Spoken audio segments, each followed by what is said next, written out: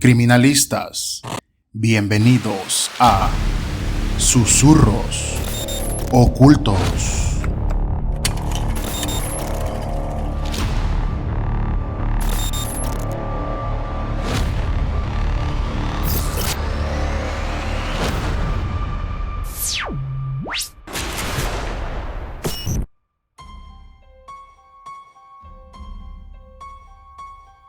El siguiente caso se centra en Manuel Delgado Villegas, conocido como el Arropiero. Manuel Delgado Villegas nació el 25 de enero de 1953 en Málaga, España. Durante su juventud tuvo una vida problemática y experimentó dificultades familiares y sociales. Se le describió como una persona con problemas de conducta desde una edad temprana. Pero Manuel, ¿cómo has podido venir aquí para acostarte con una muerta?, preguntó el inspector de la policía, Salvador Ortega. Así es mejor, porque no habla, respondía Manuel Delgado Villegas. Esta conversación que el agente, ahora retirado, ha contado cientos de veces a los medios de comunicación, refleja el grado de crueldad del considerado el mayor asesino en serie de España. El criminal, de habla un tanto particular y apodado el Arropiero, se refería a la que había sido su novia, la Toñi, de aquella forma tan despectiva. Ella era una de sus últimas víctimas de las 48 confesadas, aunque las autoridades solo pudieron probar 8. Pero situémonos en el año 1971 y la policía, acompañada del asesino, había encontrado el cadáver de la mujer ya en descomposición en un descampado gaditano. El día de autos llevó a Antonia en moto hasta dicha ubicación para mantener relaciones sexuales con ella. En un momento dado sintió el impulso irrefrenable de matarla, así que mientras le hacía el amor la estranguló con sus propias medias. Tras su muerte, Manuel volvió al lugar de los hechos para practicar necrofilia con ella. En Sevilla le llamaban el Arropiero, por eso de que su padre vendía arrope, un típico dulce de higos. Manuel, un brutal criminal que puso en jaque a la justicia española allá por la década de los 60 y 70 y cuya vida pudimos verla en la gran pantalla gracias al documental El Arropiero, el vagabundo de la muerte, del director Carlos Balaguer. Manuel nació en la capital hispalense el 25 de enero de 1943. Era huérfano de madre. Ella murió mientras le daba a luz. Además, el joven tuvo una infancia difícil. Primero, porque España pasaba penurias por la posguerra, y segundo, porque tras el fallecimiento de su progenitora, su padre le abandonó junto a su hermana Joaquina para volver a casarse. La abuela de los pequeños fue quien se encargó de su cuidado. Sin embargo, otros parientes también intervinieron en su crianza, algo que literalmente le heló el corazón. El motivo fue víctima de continuos abusos físicos, golpes, palizas y muchas cosas más, lo que acabó agriando su carácter y convirtiéndolo en un ser agresivo e introvertido. Fue a la escuela, aunque jamás aprendió a leer ni a escribir. Tampoco le ayudó su tartamudeo continuo, que le impedía comunicarse con fluidez, y menos aún la dislexia que padecía. Por ello, el Arropiero decidió ingresar voluntariamente a la Legión.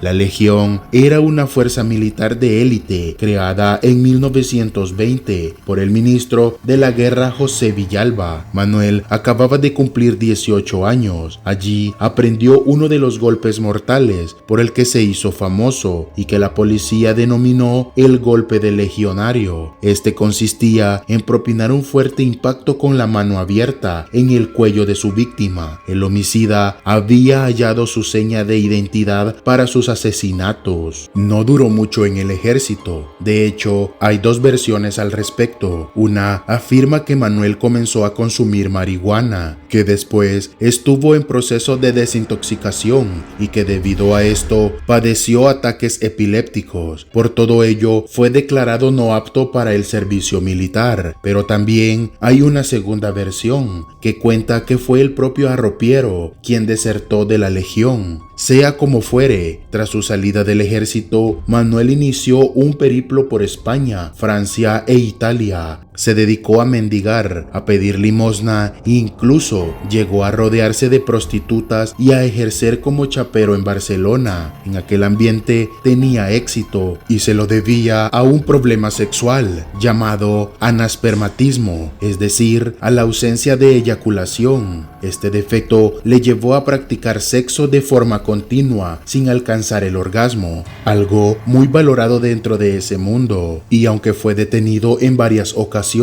por la famosa ley de vagos y maleantes, jamás fue a la cárcel, sino a centros psiquiátricos, ya que escenificaba una serie de convulsiones. Nadie presagiaba que aquel hombre de aspecto tosco y de personalidad limitada pudiese matar ni siquiera una mosca. Su inconfundible bigote a lo Cantinflas, en claro homenaje a su admirado personaje, tampoco levantó sospechas, ni siquiera cuando le interrogaron por la desaparición de su novia, la Toñi. Le dejaron en libertad, aunque a los pocos días volvió a ser arrestado. Algunos vecinos declararon haberle visto pegarle a dicha mujer el mismo día de su desaparición. Para Salvador Ortega, criminólogo e inspector de la policía que consiguió atrapar a Manuel Delgado Villegas, no le fue fácil forjar una amistad con este asesino. Era una amistad interesada, como llegó a reconocer en alguna ocasión. Se hacía necesario establecer lazos para esclarecer los crímenes. Aquella aventura para descubrir los cadáveres de las víctimas del arropiero hizo que Ortega conociese a todo un especialista en matar, a un verdadero psicópata. Sin embargo, es llamativo cómo el propio Manuel manejaba la situación. Ante preguntas incómodas sobre sus terribles fechorías, cabe recordar la entrevista que una televisora le hizo cuando ya había sido detenido y llevado a un centro psiquiátrico. En él se puede ver al asesino charlando con una periodista, a la que reconoce que cuando mata a mujeres no le gusta, que prefiere a los hombres para estos casos. La detención del arropiero fue prácticamente accidental. La brigada criminal del puerto de Santa María, Cádiz, en la que trabaja Salvador Ortega, estaba investigando el caso de una desaparición, la del joven Francisco Marín. Tras varios días sin noticias, la policía encontró su cadáver en el Guadalete. El forense concluyó en la autopsia que había muerto por asfixia, pero Ortega no se lo creyó. Gracias a esa apreciación, el facultativo acabó admitiendo que no le era y que en realidad trabajaba como médico de guardia en la Marina. Su nariz policial acababa de abrir una brecha. Buscaban a un asesino y lo localizaron por un desliz: matar a su propia novia, Antonia Rodríguez. Le detuvieron el 18 de enero de 1971 en el puerto de Santa María. De primeras negó los hechos, hasta que Ortega jugó con su psicología, consiguiendo que confesara no solo el crimen de la Toñi, sino hasta 43 más. El propio Salvador Ortega explica cómo derribaron la mente de este serial killer español. Una de las preguntas básicas que se le hace es: ¿dónde estuviste el domingo? Que fue el día que desapareció la Toñi. Él dice que hace tiempo se habían peleado y que estuvo en el cine. El gesto que hace, ese lenguaje no verbal, hace que comencemos a sospechar. Aquella forma en la que él se mete las manos en los bolsillos y saca el resto de la entrada cortada del cine no le cuadró al inspector, que poco después vio una simulación perfecta de una epilepsia. Entonces el asesino se ve acosado y ve que no tiene salida, y los investigadores se ganan su confianza diciéndole: tú no estás bien, estás enfermo. Ahí es cuando Manuel derrota y confiesa 44 crímenes. Los otros 4 los mencionaría ya en el psiquiátrico penitenciario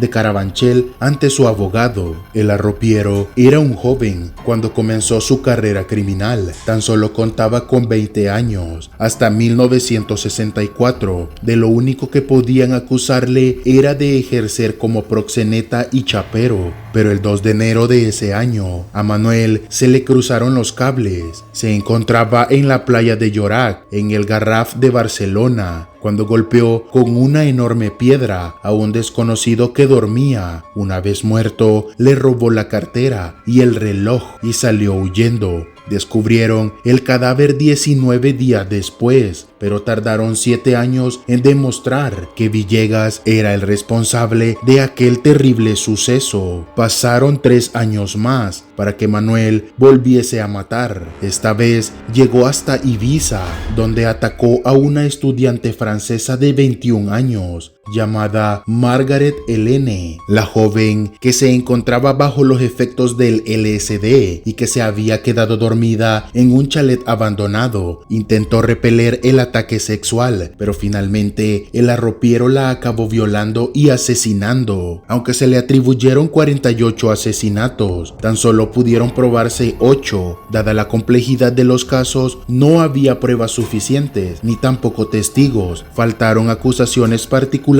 y, por supuesto, una necesaria colaboración policial a nivel europeo, algo que en aquel momento era mucho más complicado que ahora. Todo ello derivó en algo insólito. No hubo juicio oral, sino que la causa quedó archivada, y en vez de enviar al arropiero a la cárcel, ordenó su internamiento en el Centro Psiquiátrico Penitenciario de Carabanchel. A su llegada, varios psiquiatras lo examinaron y determinaron que Manuel era un peligroso psicópata. Poseía el cromosoma XYY, también conocido como del hombroso o de la criminalidad. Dicha alteración genética proveía a este asesino de una grave falta de conciencia, sin empatía alguna y, por supuesto, sin ningún tipo de culpabilidad al respecto. Por esta razón, los especialistas pidieron que no le dejasen en libertad, dado que para él no existía el arrepentimiento. Incluso llegaron a describir que las historias que contó al inspector de la policía, Salvador Ortega, sobre los crímenes eran producto de su imaginación, es decir, que fabulaba. Pese a su analfabetismo, en el transcurso de su vida delictiva, tuvo cantidad de situaciones que las libra perfectamente con una inteligencia adecuada. La siguiente víctima fue un barcelonés millonario que le pagaba por mantener relaciones sexuales. El móvil del crimen, que el industrial no accedió a pagarle más de lo acordado. La desmesurada reacción de Manuel le llevó a golpearle con un palo y a estrangularle hasta partirle el cuello, pero uno de sus homicidios más abominables fue el perpetrado contra una mujer de 68 años, Anastasia, a la que golpeó, violó y estranguló para después practicar necrofilia con ella durante 3 noches. Cuando el arropiero contó su historia a la policía, este creyó que había matado a una joven de 19 años. Hasta el día de su arresto, la ferocidad de Delgado Villegas dejó tras de sí una estela de monstruosos asesinatos. Aquellos que vivieron de cerca los casos que protagonizó Manuel padecieron no solo la difícil personalidad del homicida, sino también la carga de medio centenar de víctimas. Salvador Ortega, el inspector de la policía que acompañó a el arropiero durante la investigación, reconoce que no solo le afectó el caso en aquella época, sino que al día de hoy le sigue removiendo. Me despierto muchas veces pensando en que no hemos terminado, que tengo que levantarme temprano para hablar con Manuel. La fama de este asesino en serie español podría ser comparable a otros serial killer extranjeros y, por supuesto, a personajes cinematográficos tan despreciables como Hannibal Lecter del Silencio de los Corderos o Ed Gein de Psicosis. Más de 20 años de internamiento psiquiátrico hicieron que Manuel Villegas Delgado cambiase su actitud. Ya no se jactaba de haber matado a nadie, ni siquiera entraba en disputas violentas con el resto de sus compañeros. Solo quería curarse para disfrutar de su libertad, y esta llegó. Lo hizo con la entrada en vigor del nuevo Código Penal. No había condena que lo retuviese preso. Sin embargo, una afección pulmonar acabó con su vida en 1998. El arropiero moría víctima del tabaco. Había pasado 26 años encerrado y jamás fue juzgado por los crímenes cometidos.